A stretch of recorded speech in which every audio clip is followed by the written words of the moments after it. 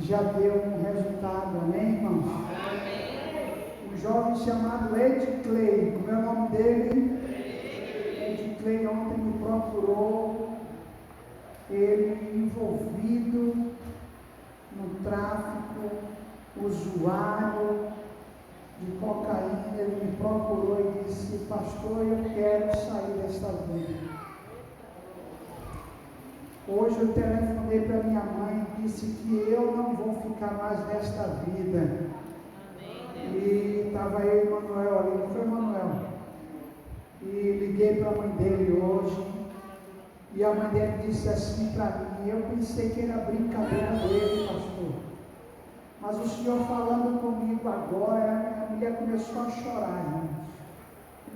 Ela mora a quase 300 quilômetros daqui na cidade de Aracaju, Sergipe, e ela chorou ali. Nós dissemos a ela que terça-feira, se Deus assim permitir, bem cedinho, nós vamos levar o Ed Clay para o centro de recuperação. Quem vai orar, diga amém. Amém.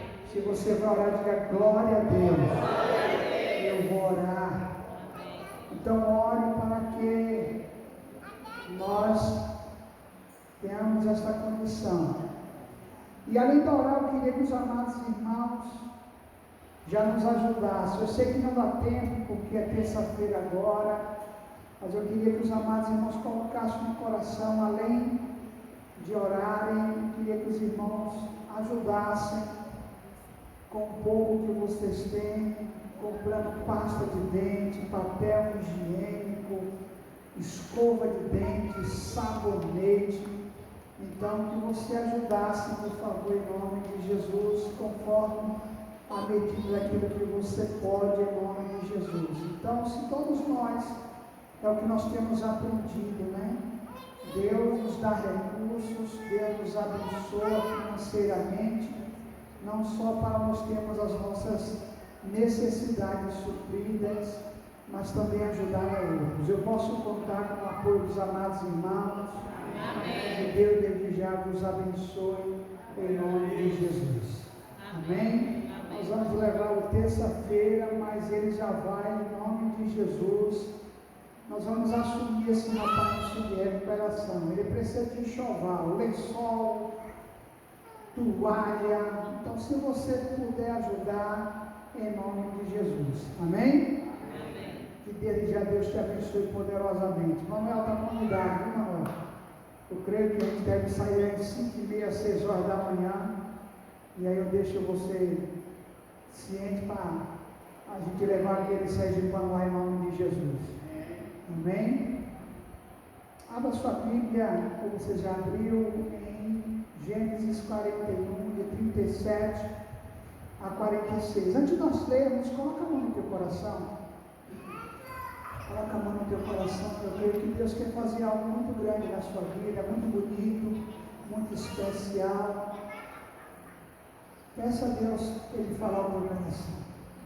Peça a Deus para Ele mudar a provisão. Peça a Deus para Ele mudar a sua perspectiva.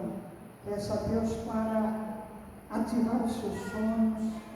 Peça a Deus que mesmo que você esteja passando pelo vale da sombra da morte, seja a situação que você esteja enfrentando, você tire proveito disso, tire forças em meio a situações que não quer que você tenha forças. Fale com Deus agora. Pai, nós queremos te agradecer por essa oportunidade que o Senhor nos dá, de estarmos aqui com teus filhos, com tuas filhas, homens e mulheres valorosos, vitoriosos, homens e mulheres que o Senhor nos deu, tanto a mim como a Ruth, para nós apacentarmos no teu amor, na tua palavra, e que eles possam se deixar a todo instante ser apacentados pelo Senhor, através das nossas vidas. Em nome de Jesus, fala aos nossos corações. Miserável homem que sou, quem poderá me livrar do meio da morte, a não ser o Senhor Jesus. Usa-nos para a glória do teu nome.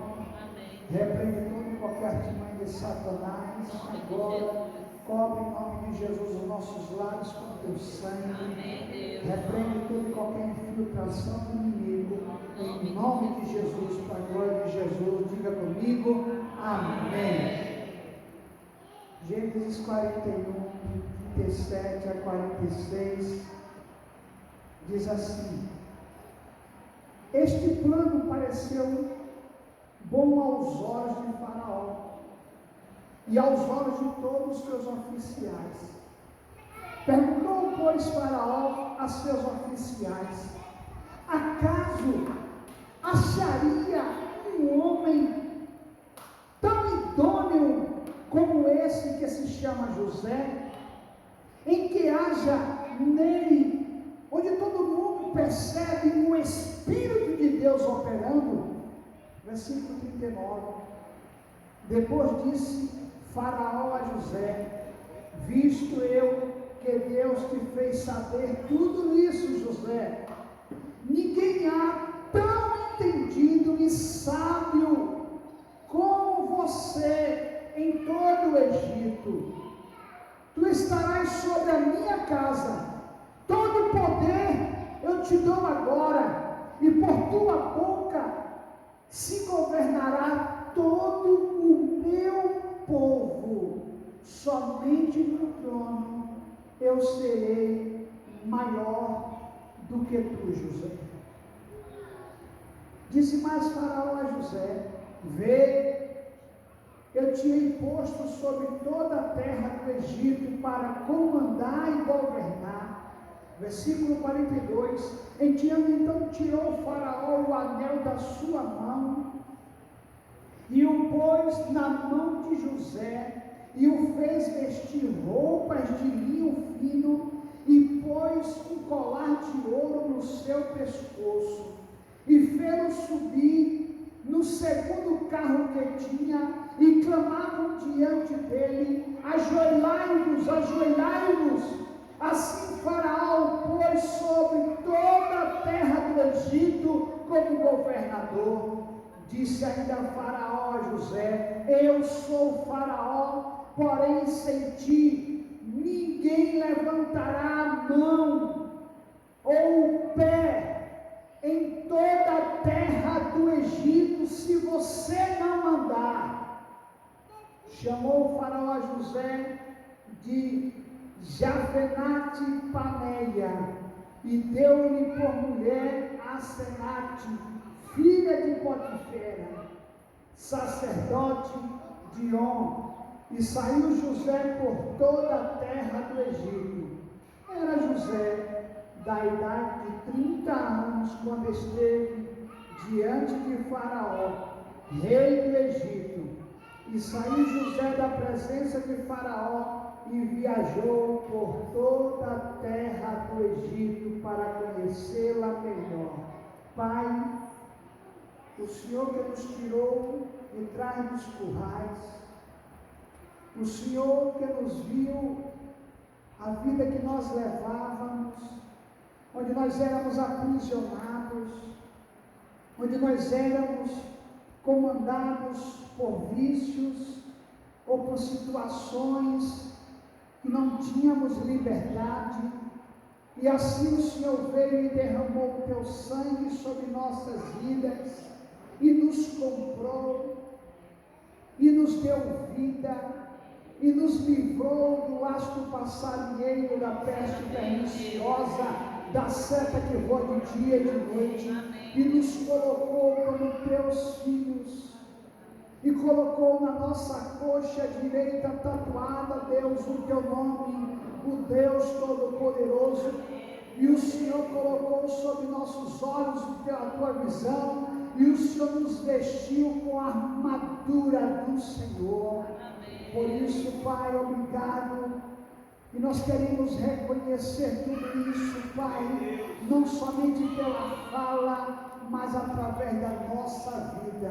A honra, a glória, o louvor, a exaltação pertence a Ti, e nós somos unicamente Teus servos, comprados e redimidos pelo teu sangue. Se você quer isso e você agradece, renda palmas ao Senhor Jesus e dê um grado de júbilo a Ele e diga: eu sou comprado pelo sangue de Jesus.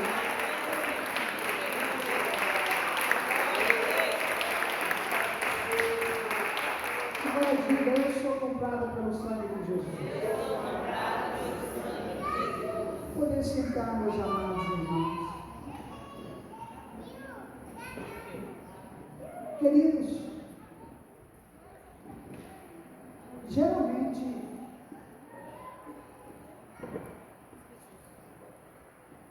quando nós recebemos um elogio, nós temos que ser bem maduros. Porque todo elogio recebido por uma pessoa que não tem maturidade vai preceder para ele a queda, a ruína e a destruição. Por que isso, meu pastor? Porque fazer um elogio a alguém é quando aquele que assim o faz observa características. E para receber um elogio, embora a pessoa ou nós sejamos limitados, com erros, mas os nossos acertos superam os nossos erros. E terceiro elogio para alguém é reconhecer que aquela pessoa o é de fato importante. Não é importante para alguém, é importante para você. Mas o importante não é quem faz o elogio, é quem recebe.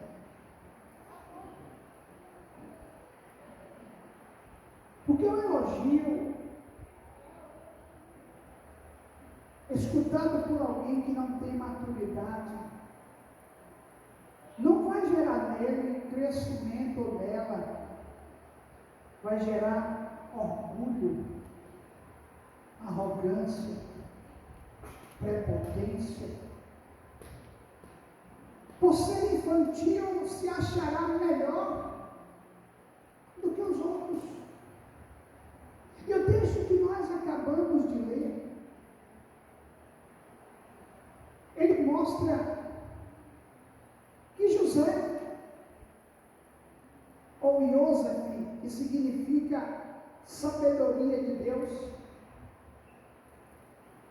José fora vendido por seus irmãos por causa de que ele era um jovem que sonhava. Ele era um jovem que Deus depositava nele a revelação futura do que iria acontecer através de sonhos. E aproximadamente ele tinha 16 para 17 anos. E se assim ele sonhava, era porque ele buscava o revelador de sonhos. E a Bíblia nos mostra que José, por ser sonhador, por ser alguém que revelava os seus sonhos e revelou os seus sonhos na hora errada para pessoas erradas. Mas eram os irmãos dele, mas eram irmãos imaturos, irmãos sem experiência com Deus. E às vezes nós também somos iguais a esses irmãos, onde nós não procuramos o amadurecimento, não é o aperfeiçoamento.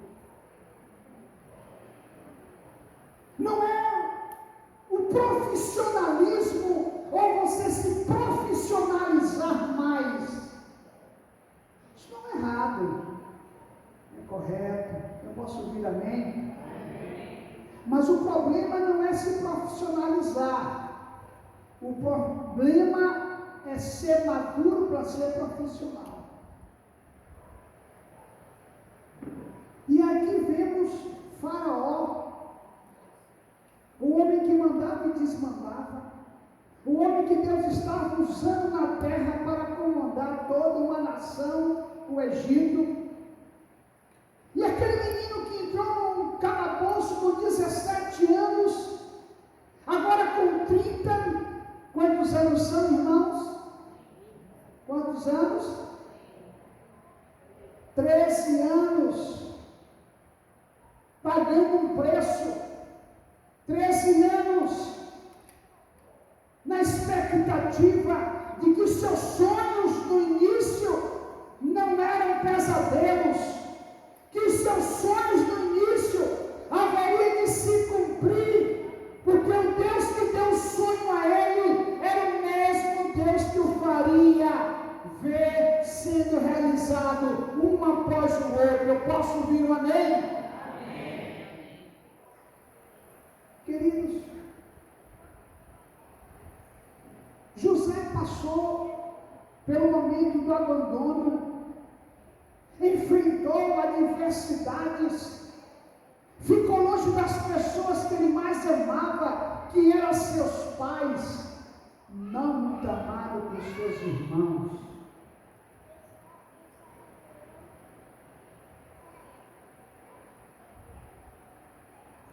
Passou pela deslealdade de muita gente,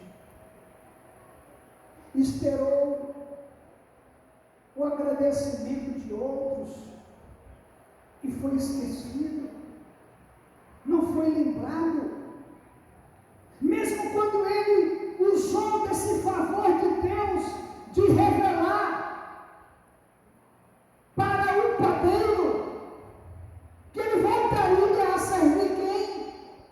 Faraó. E mesmo ali ele ficou na expectativa de que fosse lembrado, mesmo assim foi esquecido. Tudo parecia que ia na direção contrária ao que José acreditava, ao que José sonhava. Tudo tinha uma direção oposta do seu sonho. Parecia que ele estava remando na contramão. Parecia que, mesmo sendo maioria, ele nunca seria a maioria naquele lugar. Por que não dizer, como muitos dizem, ou como nós dizemos, Deus esqueceu de mim, Deus não está vendo a minha aprovação, Deus não está vendo o meu sofrimento. No início da pandemia, eu vi muita gente dizendo que pós a pandemia, o ser humano ficaria mais consciente, ficaria mais temente a Deus, ficaria mais sensível à necessidade dos outros. Quem ouviu isso? Todo mundo ouviu isso. Você está vendo isso? Piorou. As pessoas não estão mais buscando a Deus como buscavam. Os crentes frequentam as igrejas com as suas decisões já tomadas. Não existe mais o amor, a comunicação acabou, não existe mais a valorização. Mas isso nada mais é do que aquilo que muitas das vezes nós ou prometemos a alguém que vamos mudar, ou prometemos a Deus que vamos mudar, e na verdade nós nos atropelamos com as nossas próprias palavras, com o nosso comportamento, e não mudamos coisa nenhuma, do contrário, somente pioramos. Diga comigo, misericórdia. E José, irmãos, porque eu estou trazendo esta fala? Porque José tinha tudo, humanamente falando,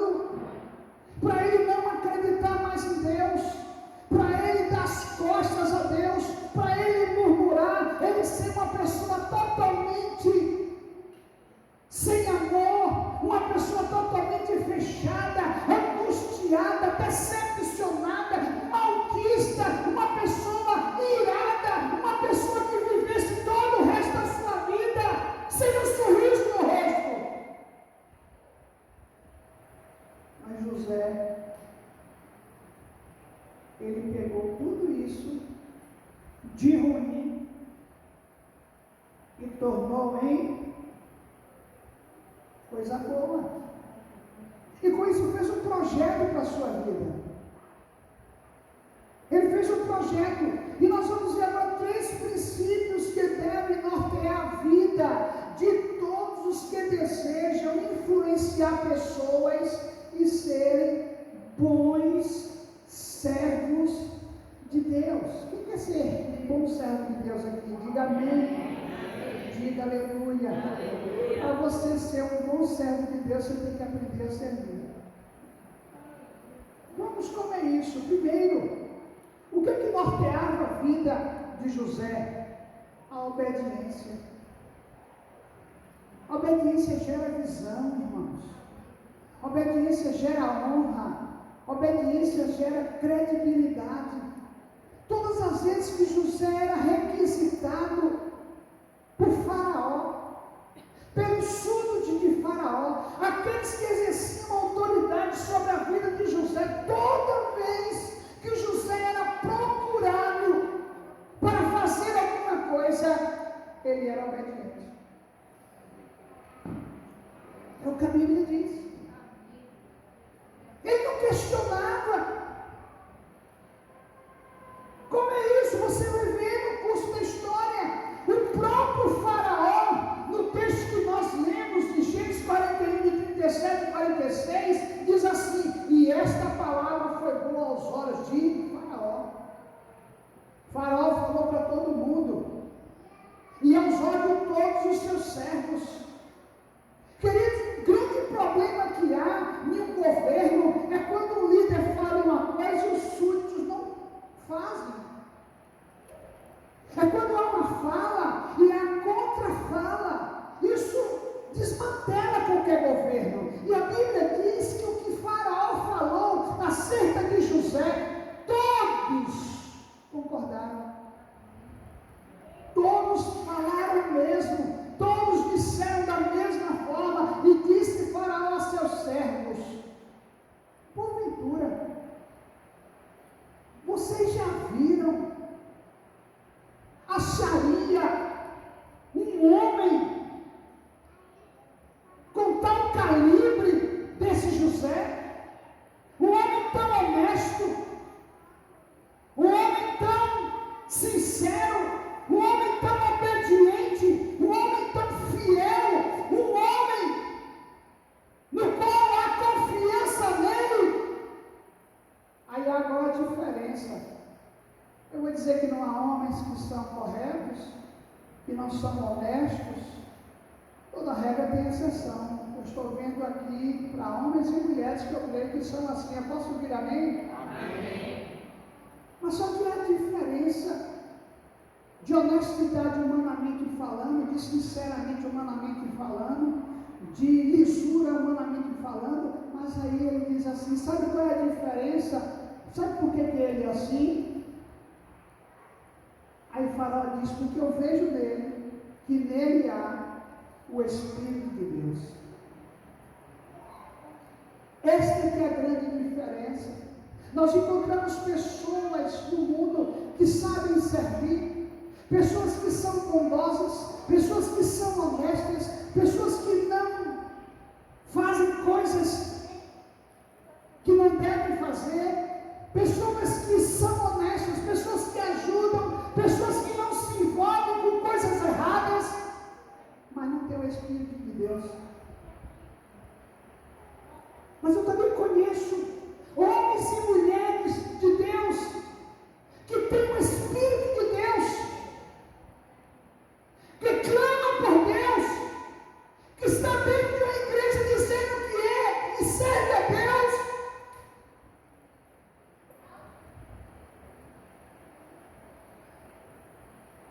Mas não tem lisura, não tem caráter, não é comprometido, sua palavra não é confiável, as suas intenções são maldosas, o que se fala pela boca é dúbio, quando marca um compromisso não cumpre, e quando cumpre o compromisso não chega no horário. Isso é para nós refletirmos. Por que isso? Porque o que Faraó disse foi assim: há nele o Espírito de Deus. José era obediente, José era sério, José tinha visão, José honrava, José tinha credibilidade, não por causa do perfil dele, das suas expertises, do seu conhecimento, da sua forma de administrar, da sua forma de governar, dos ensinos que ele recebeu. Não. Uns confiam em carros, outros confiam em cavalos, outros fazem menção do seu próprio poder cultural, mas nós faremos menção no nome do Senhor Jesus. Amém, Deus. Queridos, José, ele se destacava, e ouve essa palavra de Faraó para ele, por causa que ele era um homem obediente.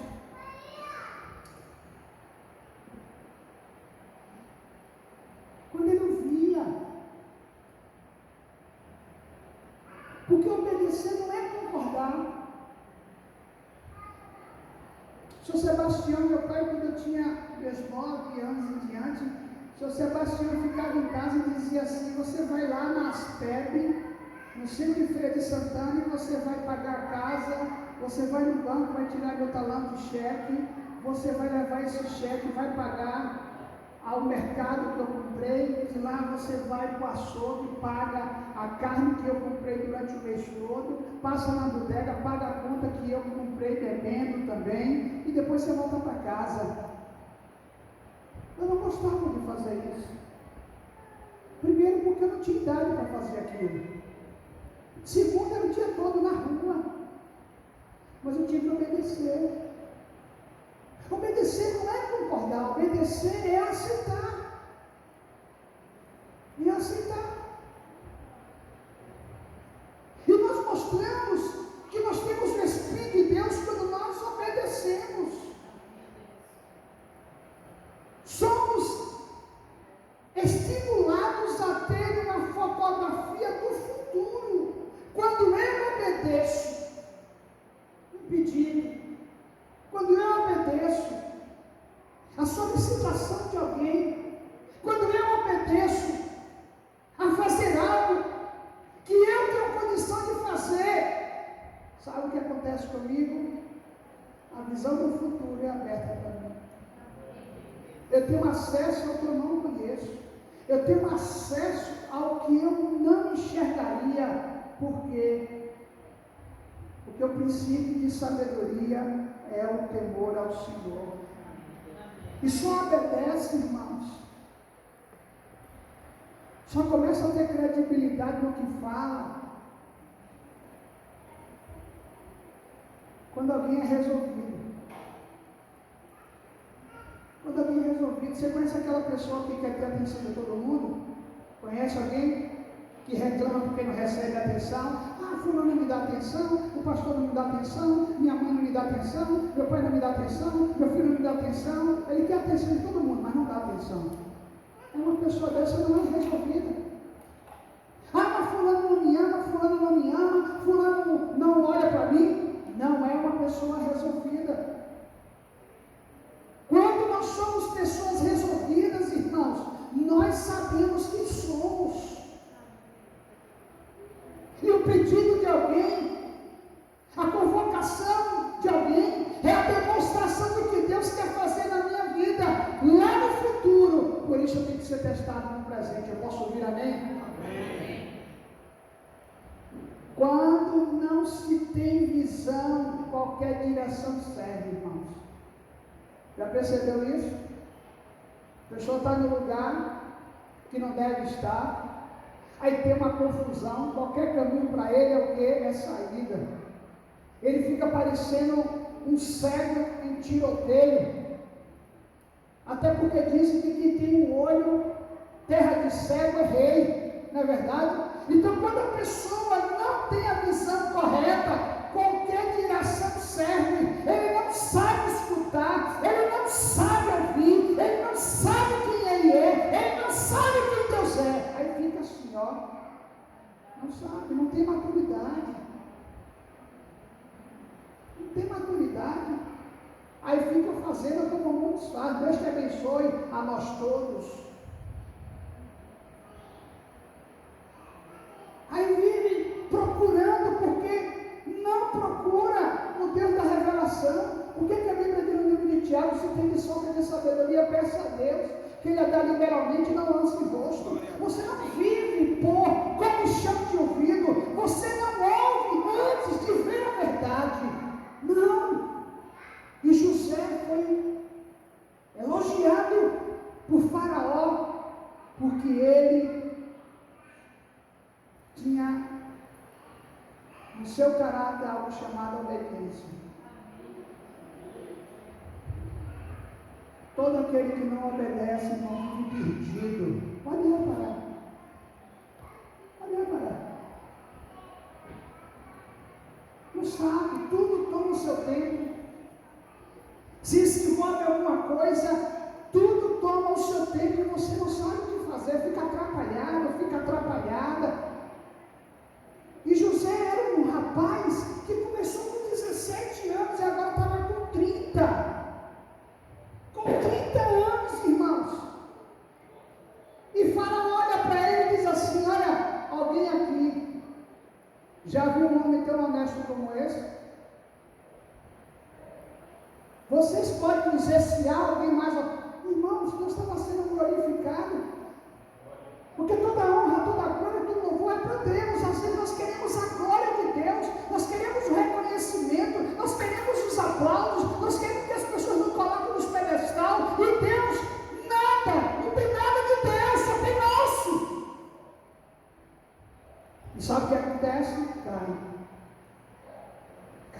Por que Deus deixou José passar por tudo isso? Porque ele não estava preparado. Ele não estava preparado. Queridos, por ser ele um homem resolvido, José sabia obedecer. E José sabia quem ele era. Quando nós sabemos quem nós somos, esta é a minha fala. Quando nós sabemos quem nós somos, nós sabemos o Deus que nós servimos. Nós não servimos o Deus do estômago, o Deus da necessidade, o Deus que eu só procuro quando preciso, quando eu quero uma porta que se abra, quando eu quero que Ele me restaure, eu quero que Ele me faça isso ou faça aquilo. Quando eu sei quem eu sou, eu sei qual é o Deus que eu sirvo. Se Deus quiser, é Deus. Se não quiser, Ele continua sendo Deus. Se Ele quiser, Ele vai me curar. Se Ele não quiser, Ele não vai me curar. Se Ele quiser, Ele vai abrir a porta. Se Ele não quiser, Ele não vai abrir a porta. Ele não vai abrir a porta, porque Ele é Deus. E eu não posso ficar como um menino, como uma menina, chorando engano, não. Acorda, meu irmão. Amadurece. Larga o crueiro. Veste roupa de homem. Veste roupa de mulher. Tem uma hora de acordar para a vida. José é assim.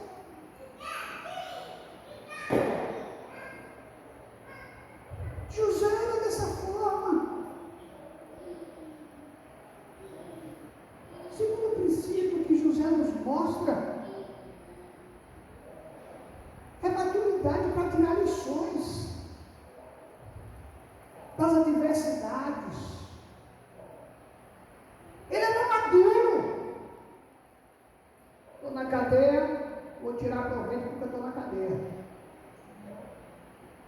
Estou passando esse problema, vou tirar proveito. Vou sair daqui como vitorioso. eu não vou baixar a cabeça, eu não vou me sentir envergonhado, eu não vou me sentir preso, porque o estar preso não é o estado do local, é o estado da alma da pessoa. Martin Luther King, o ícone dos Estados Unidos, que lutou e foi morto para a liberdade total dos negros, ele dizia o quê? I have a dream, eu tenho um sonho. E qual era o sonho dele? Um dia eu vou ver os negros livres e com liberdade. Mas antes disso, a Ku Klux Klan apareceu. A Ku Klux Klan matava as pessoas. No Mississippi, negro não podia falar com branco, negro não podia beber água no mesmo local que o branco bebia, negro não podia entrar no supermercado, negro não podia fazer nada disso. Aí gerou, sabe o quê? Discriminação racial. Você sabe que é mais racista? É o negro. Você sabia disso? O negro é mais racista do que o outro. É quem é mais racista. Pode reparar. Foi liberto, mas não continua preso. Diga comigo. Misericórdia. O problema, irmão, não é tirar o povo do Egito. O problema é tirar o Egito do coração do povo. O problema é que aconteceu que Deus tirou o povo do Egito, Deus tirou o povo da miséria, da ruína, da pobreza, só que o povo não quer tirar nada disso do coração. Aí continua, não posso, não tenho, não consigo, não dá, não sei como fazer, não sei se eu vou alcançar, e não consegue fazer, não consegue alcançar, não consegue ter. Por quê?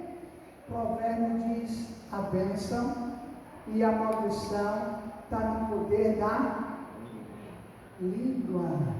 E todos aqueles que utilizarem de tal fato comerá o resultado dela. Diga comigo, misericórdia. Queridos, ele teve maturidade. Tiago 1, 19 a 23 nos mostra, irmãos, que eu tenho que ser prestes a ouvir, tardio a falar, tardio a se irar. Alguém falou com você, eu sei. Você não sabe não. Você não é adivinho, até porque se for adivinho, a Bíblia diz que os adivinhos não entrarão no reino. Você conhece alguém assim? Quando você fala uma coisa com uma pessoa que eu sei. Conhece alguém assim? Você vai falar, eu sei. Já sei como é. Sabe o que é isso, irmãos? Imaturidade. Maturidade. A Bíblia diz no livro de Provérbios que até o tolo, o nécio, o ignorante, o sem cultura, quando se torna calado, é tido como sábio. Não é você ficar calado, é o calar da pirraça. Você sabe que tem isso também, né? Você fala com a pessoa que fala,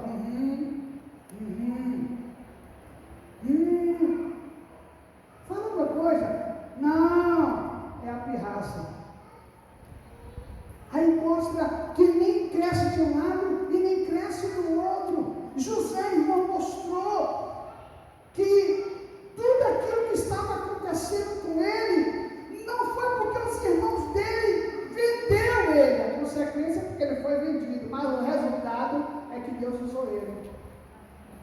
Os planos dos irmãos era vendê-lo, como vendeu. Mas sabe o que Deus fez? Deus pegou do erro e tornou um acerto. Deus pegou da tristeza, deu alegria. Deus pegou da derrota, deu um sucesso. Deus tirou de tudo que tinha e deu a ele que não tinha. Posso ouvir amém? Amém. Maturidade para tirar lições. A Bíblia fala no livro de Hebreus 11:34 que eles apagaram o poder do fogo e escapou do fio da espada. Da fraqueza tiraram forças, tornaram os poderosos, ganharam e venceram os poderosos na batalha, e fizeram e colocar em fuga exército de estrangeiros. Por quê? Maturidade. Primeiro tem que ter obediência. Segundo tem que ser maduro.